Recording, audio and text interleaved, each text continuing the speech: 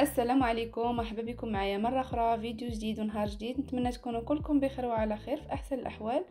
في هذا الفيديو ان شاء الله غنقسم معكم هذا البلاطو ديال الصابلي بهاد التشكيلات كيجيو رائعين بزاف في المنظر وفي المذاق. نتمنى يعجبكم هذا الفيديو، خليكم معايا حتى الاخير باش نتعرفوا على المكونات طريقه التحضير.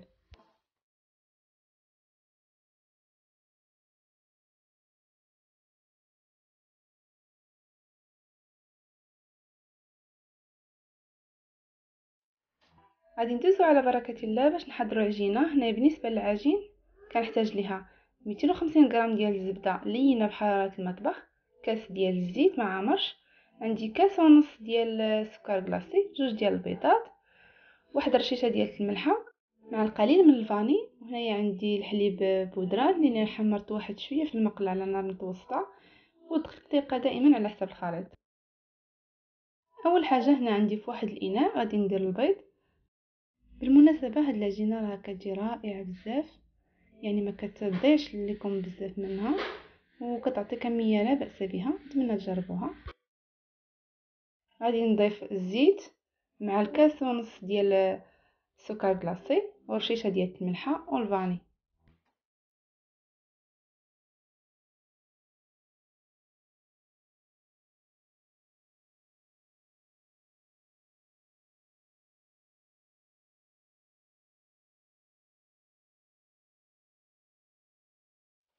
انا هنايا استعملت خلاط الكهربائي باش يسهل عليا العمل.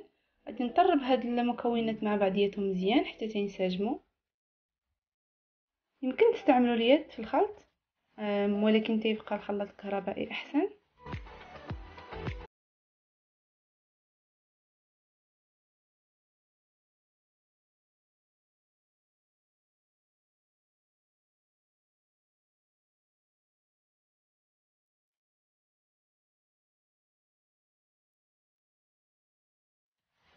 هنايا من بعد ما خلطت هاد المكونات بجوج غادي نزيد الزبده على جوج دفعات.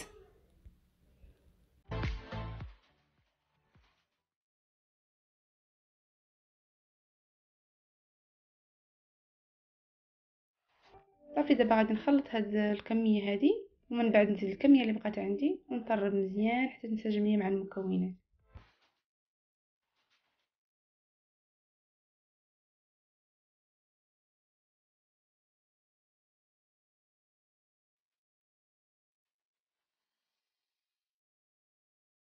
هنايا كما كتشوفوا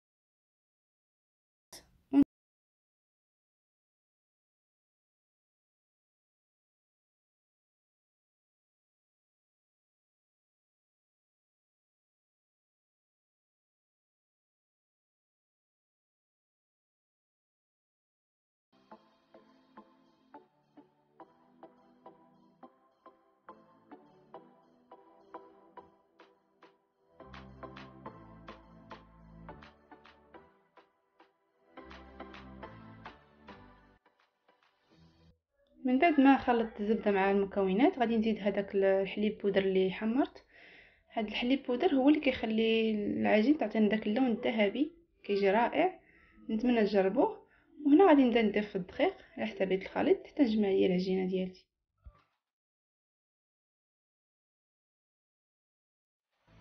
نحاول ما امكن انني ما ندلكش العجينه، غير نجمعها بحال هكا باطراف الاصابع.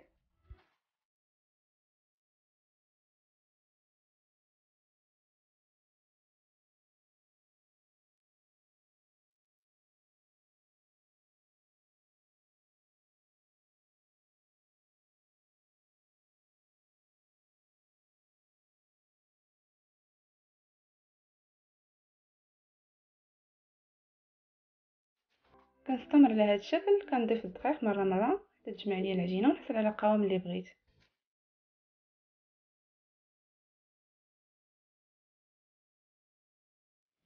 هنايا من بعد كتشوفوا معايا هي العجينه انا جمعتها. هذا هو القوام ديالها كما غادي تشوفوا معايا، كتكون على هذا الشكل، ما تجيش قاصحه بزاف في نفس الوقت ما تكونش رطبه عاوتاني. غادي نقسم العجين على قسمين ونديرها في بلاستيك على هذا الشكل وندخلها للثلاجه. هنايا تقدروا تخليوها ليله كامله ما احسن، انايا خليتها نص نهار من بعد شكلتها.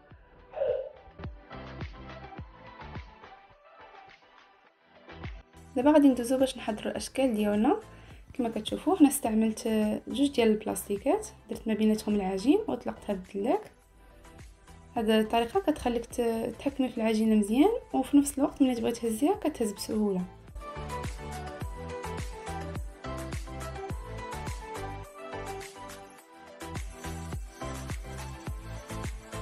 انا هنايا قسمت العجينه على 4 اجزاء، يعني 4 اشكال. هذا هو الشكل الاول على هذا الشكل، غادي نطبعها بحال هكا،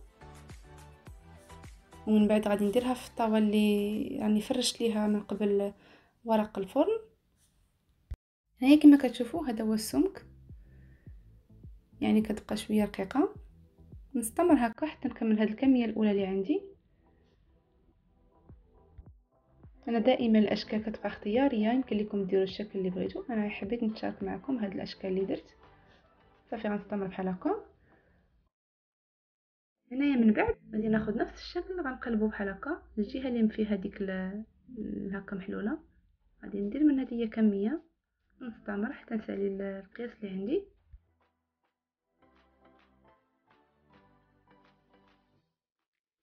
هنا شفتوا بان العجينه كتلصق، يمكن لكم تستعملوا القليل من الدقيق، غير القليل فقط. هنا من بعد باش كنكمل الكميه اللي عندي غنديرها هكا في اللاطه. هذا هو الشكل الاول، غندخلو الفران اللي راني سخنته مزيان من قبل، ونقص عليها درجه الحراره. نخلي اللاطه ديالتي في الفران حتى تاخذ هذاك اللون الذهبي، يعني ما نخليهاش تحمر بزاف، ونخرجها. هنايا الشكل الثاني، هذا الشكل مربع بحال هكا، حتى هو نفس الطريقه. نستمر بحال هكا حتى نكمل الكميه اللي عندي ونطلقها.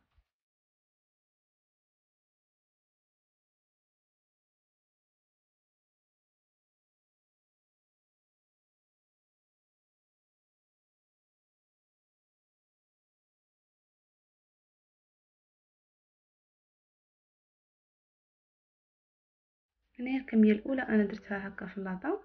من بعد غادي نجيب هذاك الطابع الاول المربع، نقلبه ايضا على الوجه ديالو، ونطبع بحال هكا حتى نكمل ايضا الكميه اللي تبقات ليا.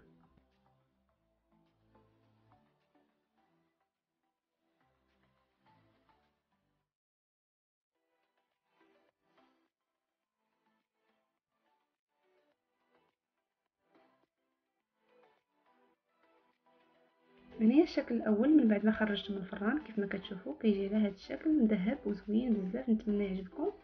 هذا هو السر ديال الحليب بودر اللي محمر، هو اللي كيعطي هذا اللون الذهبي بحال هكا. دابا غادي ندوز باش نحضر الشكل الثالث اللي هو هكا دائري، بنفس الطريقه ايضا. ندير الطابع اللي عندي في الدقيق الا كان تيلصق، غير القليل ديال الدقيق، ونحط في اللاطه اللي غندخل الفران حتى نكمل الكميه كلها. كيف ما قلت لكم من قبل، دائما الاشكال كيبقاو اختياريا على حسب الذوق ديال الواحد. انا غير بغيت نشارك معكم هاد الاشكال اللي استعملت.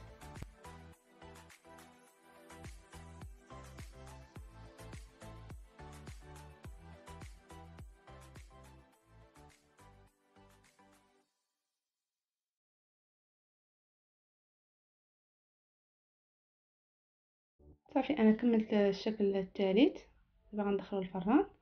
هنايا عندي الشكل الرابع، هذا الشكل هذا. العجينه هنا خليتها شويه غليظه حيت ما غاديش نلصقهم مع بعضياتهم، غنخليها بحال هكا. المهم غنستمر على هذه الطريقه حتى نكمل الكميه اللي بقات عندي ونطلقها من بعد.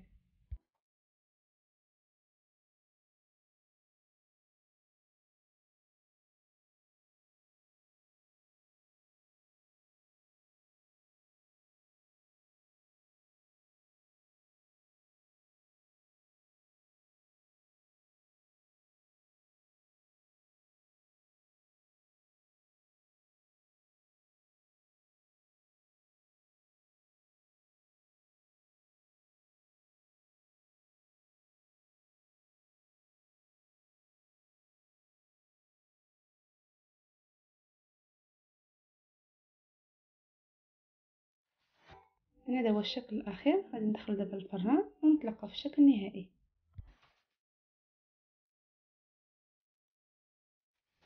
هذه الكميه اللي حصلت عليها من بعد. كما كتشوفوا انا كيجي رائع بزاف، ما كيديفورماش، يعني كيبقى في الشكل كما طبعتيه كما كيبقى. هانتوما كتشوفوا معايا. نتمنى تجربوا هذه العجينه، كتجي رائعه بزاف. غادي تعجبكم انا متاكده. المهم دابا غادي ندوزو للتزيين. هنايا بالنسبه للتزيين استعملت لوز افيلي بحال هكا، حمرت واحد شويه في المقله. عندي ايضا اللوز مهرمش. احتاجيت ايضا القليل من بيستاج حتى هو على هذا الشكل. هنايا عندي هذوك الفواكه المعسله،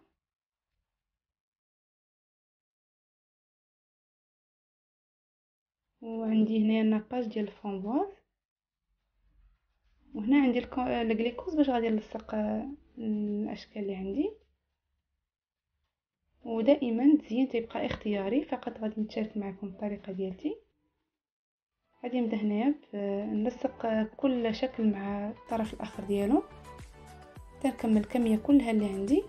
هنايا هاد الاشكال بجوج هما اللي لصقت، الاشكال الاولين بجوج هما اللي لصقتهم بالجليكوز. من بعد هذاك الشكل الدائري درت ليه الناباج ديال الفرامبواز على هذا الشكل. كنعتذر لكم هنا على التصوير ما رديتش البال. المهم غنكمل حتى نسالي الكميه كلها اللي عندي ونتلاقاو من بعد.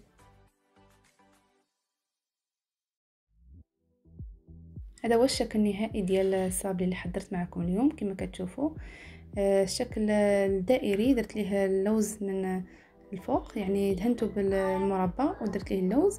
شكل تاني عمرت هذاك الفراغ بالمربى ديال الفريز وزينته باللوز إيفيري. الشكل الثالث درت الفواكه المعسله في الفراغ ودرت عليه خطوط ديال الشوكولا البيضاء.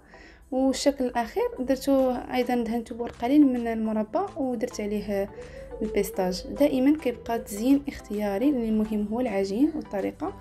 نتمنى يعجبكم هذا الفيديو ديال اليوم وتعجبكم الطريقه اللي تشاركت معكم. يعجبكم الفيديو وخليكم على خير ان شاء الله حتى الفيديو القادم. السلام عليكم.